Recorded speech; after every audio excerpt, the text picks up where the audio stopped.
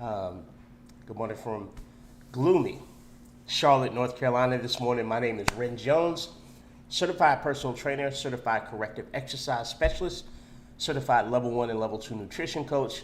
I'm also certified as a women's coaching specialist through Girls Gone Strong. And I have three separate nutrition. I have three separate menopause certifications. One menopause certification through Girls Gone Strong, one through MedFit, and one through taking Dr. Stacy Sims' Menopause 2.0 course. I am here because the population that I serve is women over 30. I serve that population because I lost my older sister due to lifestyle related issues. I lost my mother due to lifestyle related issues. And in 2020, I lost my baby sister due to lifestyle related issues, in addition to the fact that my older brother died of a massive heart attack. That's what brought me into the industry. I just want to give you a quick understanding of why I serve the population that I do, because it's a question that I get often. So, in working with that population, I find a lot of my clientele and my peers, I'm 49, I'll be 50 this year, a lot of my peers who are women are in the throes of the menopause spectrum. So I'm here to provide a little information today about how to maintain your independence from 40 to 90, because a big area of concern that I see a lot of my clients falling into is the area of concern where they're now sandwich generation, right? So they're seeing themselves fall into the position of giving care not only to their children, who may be adults, but they're also giving care to their parents in a lot of cases. So how do we become the type of human that's able to live independently and not need that type of care? In my own situation, my mother had a massive stroke at 60. She passed away at 77. Those last 17 years of her life, her children were giving her care, unfortunately, until my brother passed away.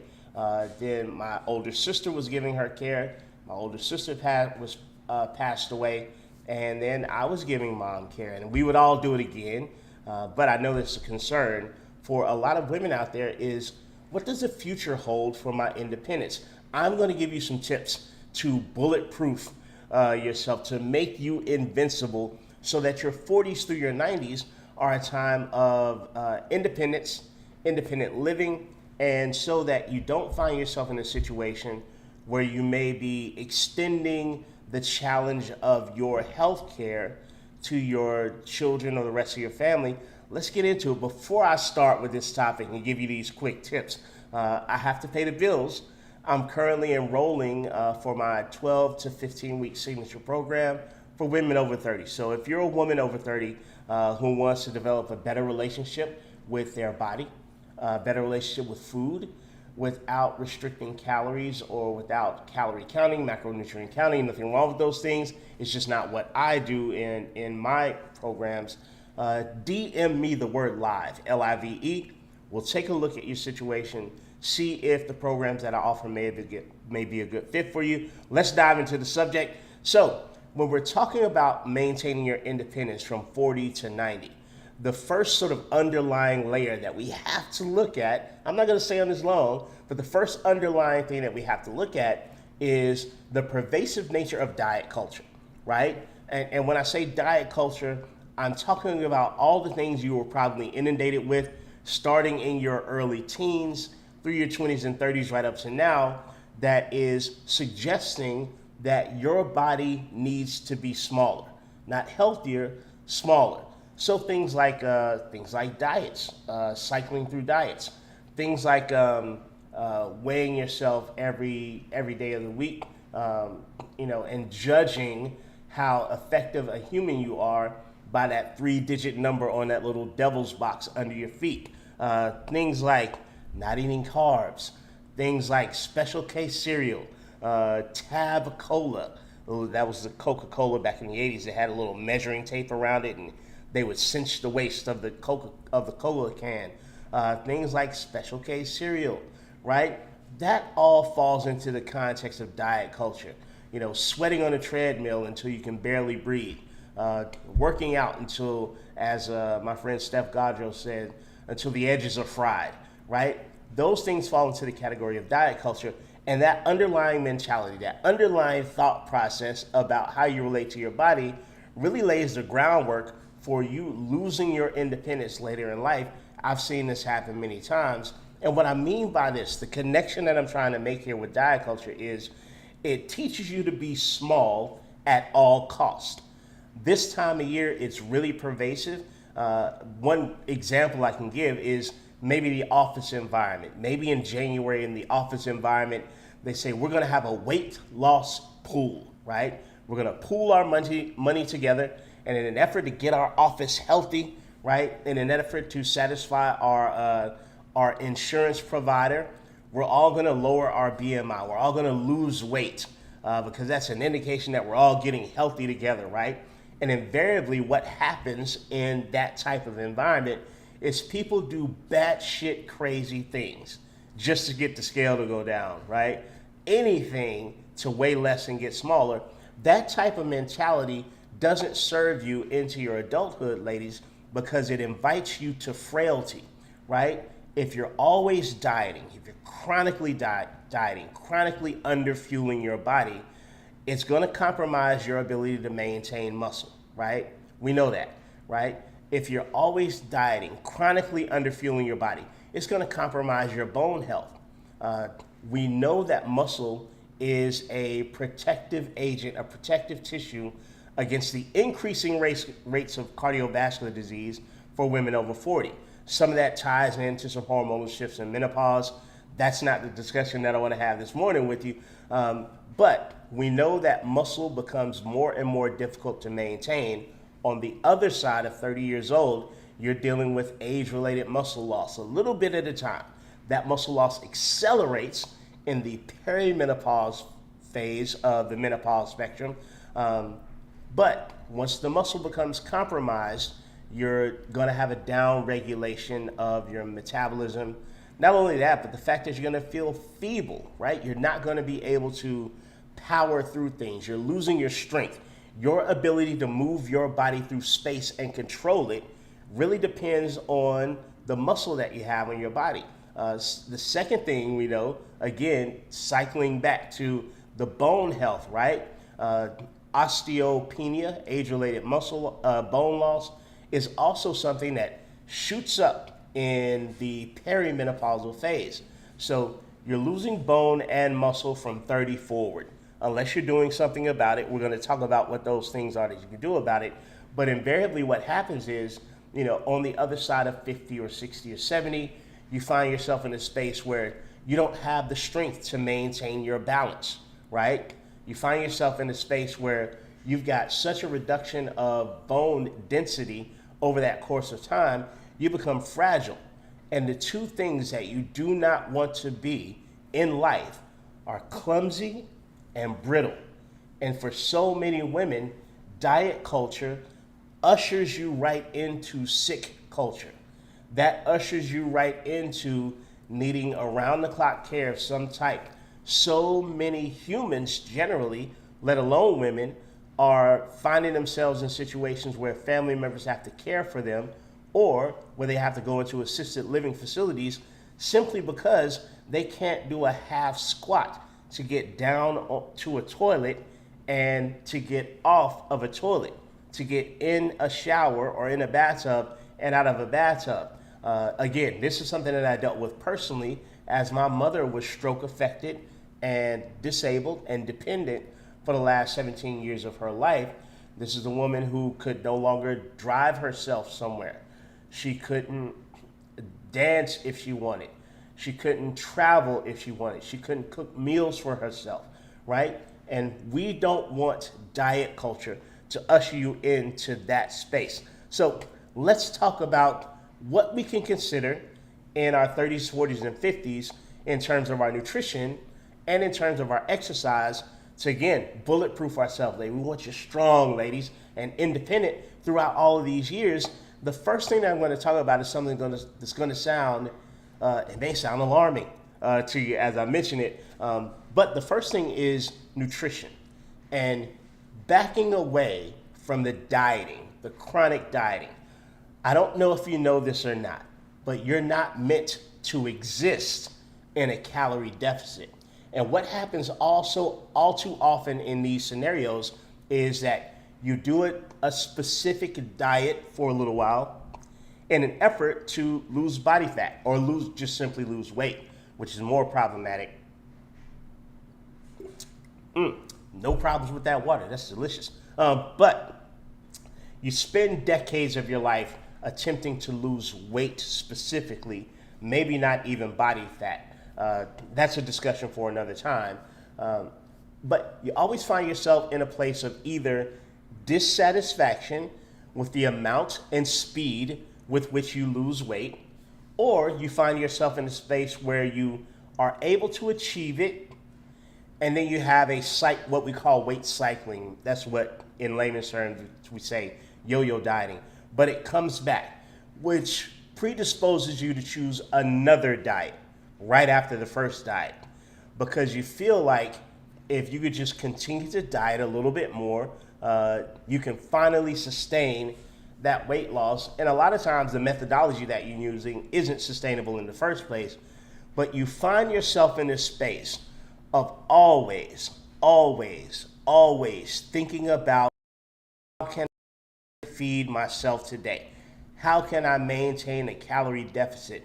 And I think what we don't understand, or maybe what we don't talk about enough in this community, is the fact that no one is meant to always be in a calorie deficit. It's not significantly helpful in terms of your overall goals.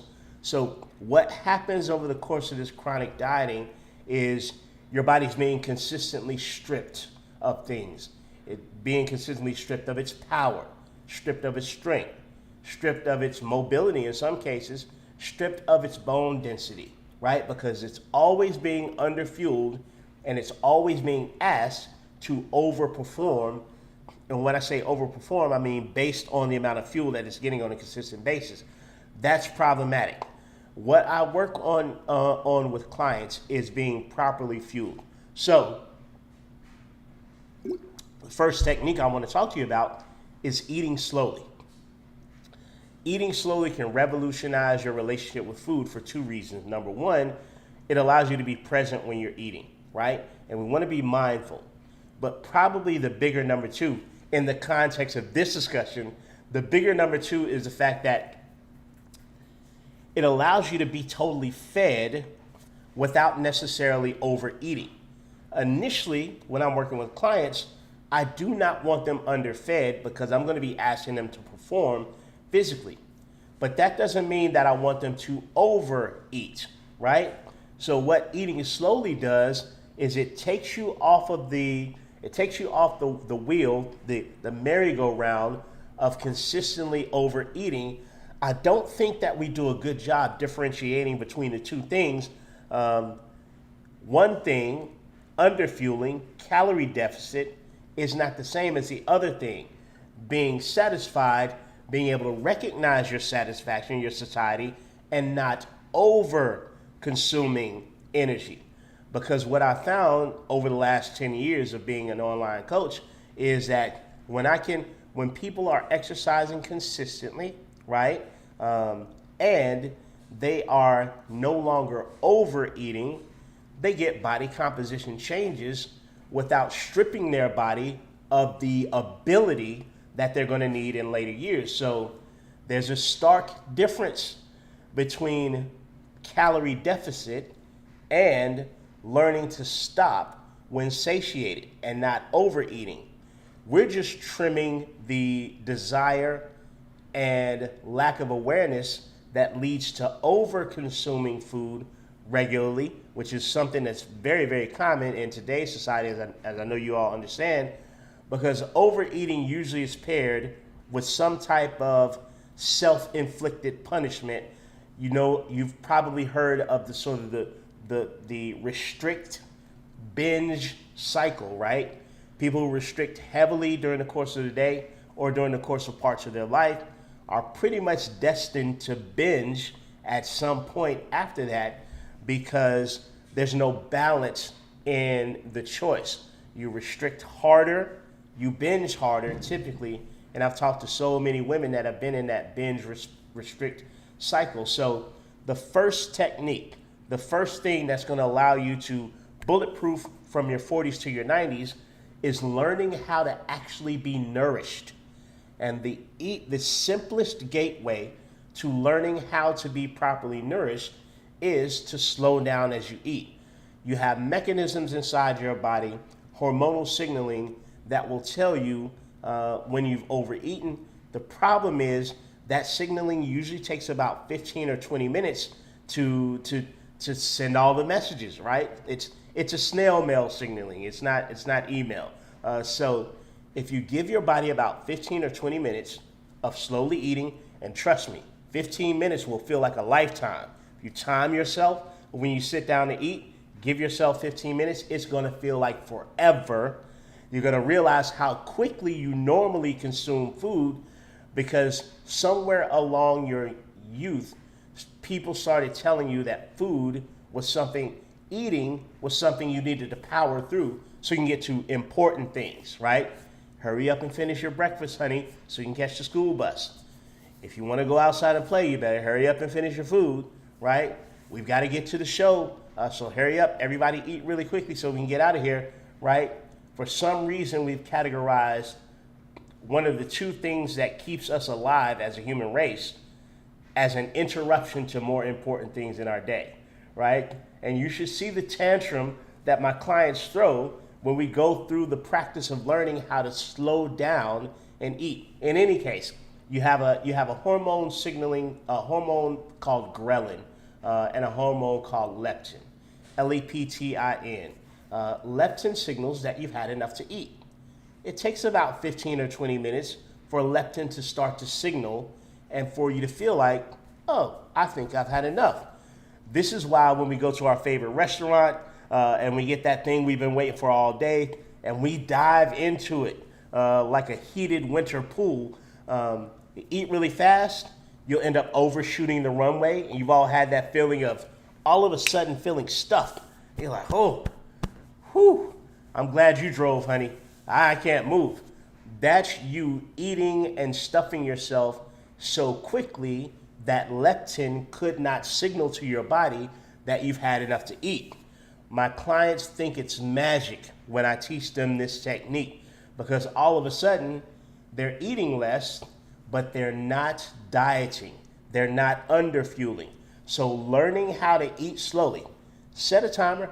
There's no watch on my hand. Set a timer. It's a pretend watch. Set a timer for 15 minutes. Sit down with your plate. See if you can slowly eat over the 15 minutes, right? See if you cannot finish all the food on your plate in 15 minutes. Give it a try. Let me know how it goes. I'd love to hear back from you. That's technique number one. That's the first thing that I want you to consider in terms of bulletproofing your body for longevity and independence.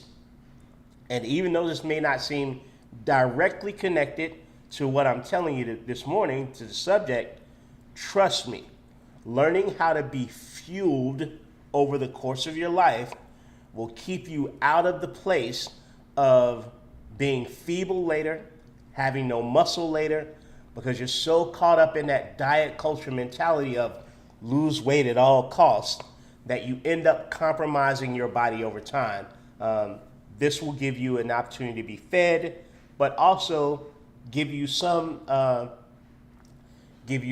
guarantee that you're not going to be over consuming food, which probably would lead to unintentional weight gain of body fat.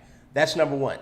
The second thing that I want to talk to you about, the second technique, is we've got to pick up strength training, ladies. If we're not strength training now, it's vitally important. Just last year alone, we learned so many crucial things about skeletal muscle in relation to strength training and how that skeletal muscle helps your entire body operate as a better system. We learned about the correlation between strength training and longevity. We learned about the correlation between strength training and brain health, brain function. We've known about the correlation between strength training and sheer badassery. Don't you want to be a badass? But if you aren't strength training, starting your strength training process, resistance training, and that could be body weight exercises, right? It doesn't have to be in a gym. You could hire a competent trainer to help you with that. Wink, wink. See what I did there? But strength training becomes significant at 40 plus. It's significant all your life, but 40 plus specifically, again, because the body is in a state where it's highly likely that it will be losing muscle over the course of time. That's not healthy. Muscle is your independence. Muscle is your declaration of independence. Muscle is your ability to go on vacation. Muscle is your ability to enjoy the descendants in your family. Muscle is your armor, protective against cardiovascular disease, which is the number one killer of women around the world. We know that women that have more muscle have higher levels of confidence. Women that have more muscle typically have a decrease in overall menopausal symptoms. Women that have more muscle have more independence for longer in their lives, and they're actually able to enjoy all the years that they worked to invest for. Whether you're investing with your career and now you're retired, whether you're investing financially, whether you're investing in relationships, don't you want to be able to enjoy all of the results of those investments? Muscle is your enjoyment of those things. So we're looking at strength training 2 to 3 times a week. Doesn't have to be more than 30 minutes at a time, but we also want to integrate a few things with that strength training. A few of the things that we need to integrate are training for power and or plyometrics, sort of impact training, right? And you may be thinking, why do I need power, right? I'm not a football player. I'm not a track star. I don't need power coming out of the starting blocks. Power is controlling force in shorter spurts of time. For instance, if I needed to flip this table over, you can't see the table, I can either slowly flip it over, that will be representative of strength, but if I can flip it over faster, that's representative of power, right? Power is just force over time, and the less time it takes for me to generate the force, the more power I have. You say, well, Ren, how does this come into play? Like, what does this even matter? Because power not only starts force, power stops force. So when you lose your balance and you're able to stop yourself, you know what that was? That was power, right? And I remember my mother falling relatively repeatedly because she wasn't able to generate power. So we look at things like jumping, right? Jumping forward, jumping to the side, jumping back.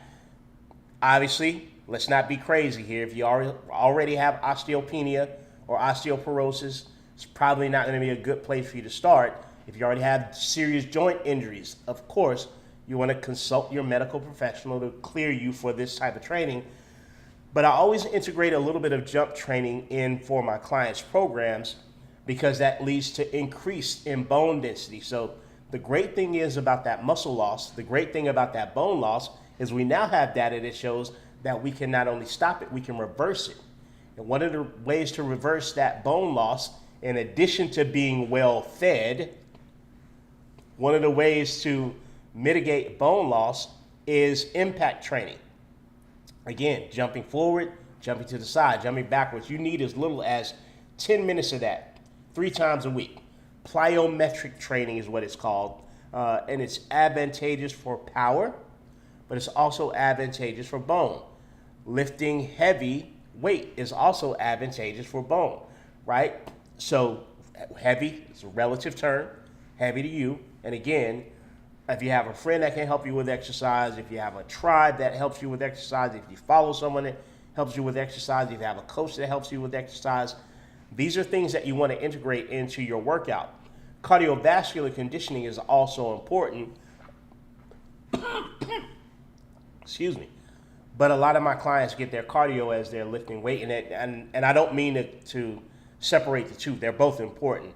But for the purpose of this quick discussion, I want to let you know that having your strength training done 2 or 3 times a week, slipping in some plyometric work, some type of jumping, and jumping in multiple directions. Unfortunately, running doesn't count here, but running is great for cardiovascular conditioning.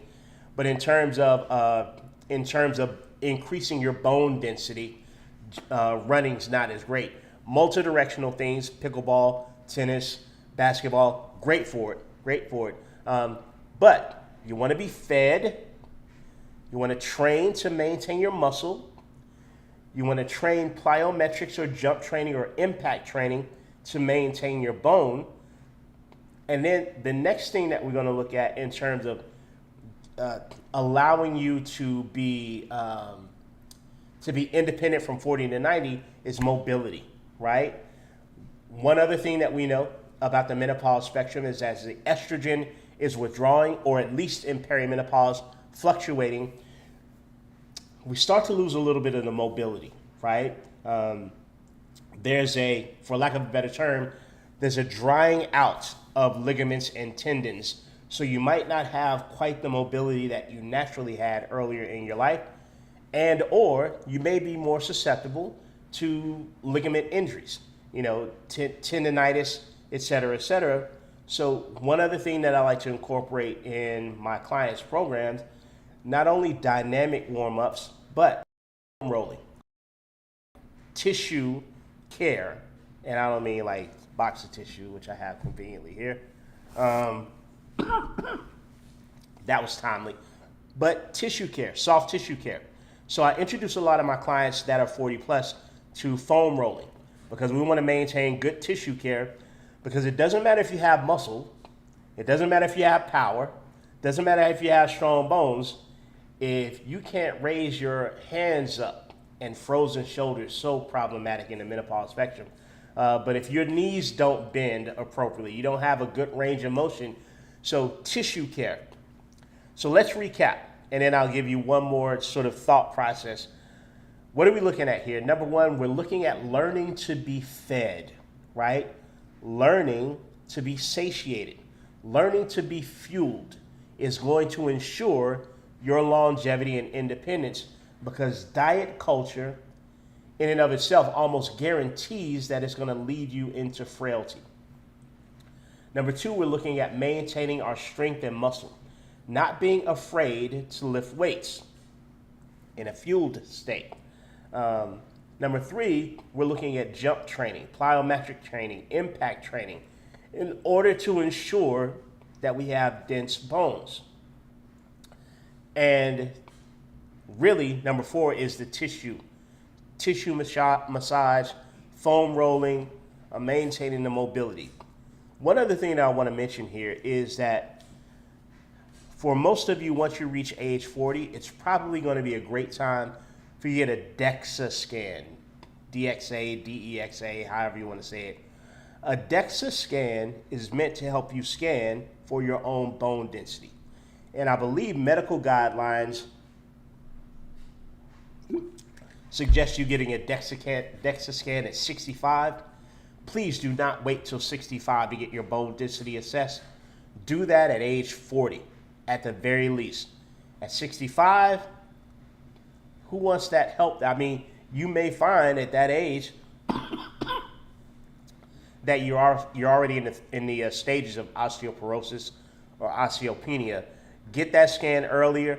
I know that I'm talking from a place of privilege, because there may be some of you watching who just can't go get a DEXA scan. I get that. There's a cost involved.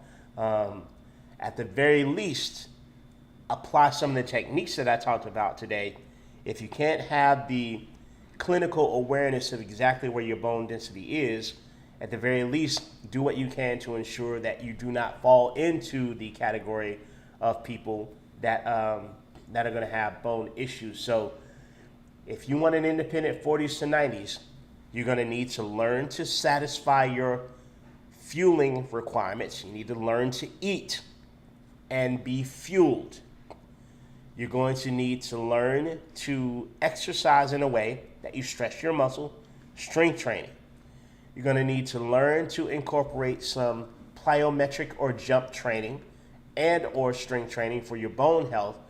And you're going to need to learn to prioritize your mobility. And the great thing is that can all be put into one program, which is a great segue for me to say I'm currently enrolling four. One person signed up yesterday. I'm currently enrolling 4 women over 30 who want to build their healthiest body, who want to build their forever body so they can be independent from 40 to 90 in a way that my mother did not get the opportunity to, and who want to build their best and healthiest relationship with food without counting calories, without counting macronutrients. Nothing wrong with that. It's just not what I do. And without dieting. If that sounds like you, DM me the word live, LIVE. We'll have a short chat via DM and see if the programs that I have created are a good fit for you. I'll be back tomorrow morning with another quick and dirty live broadcast. If you have questions, please feel free to put them under this replay. If you're watching it now, a little bit later, probably watch it on the replay. Throw your questions in the comments. I'll get to those questions.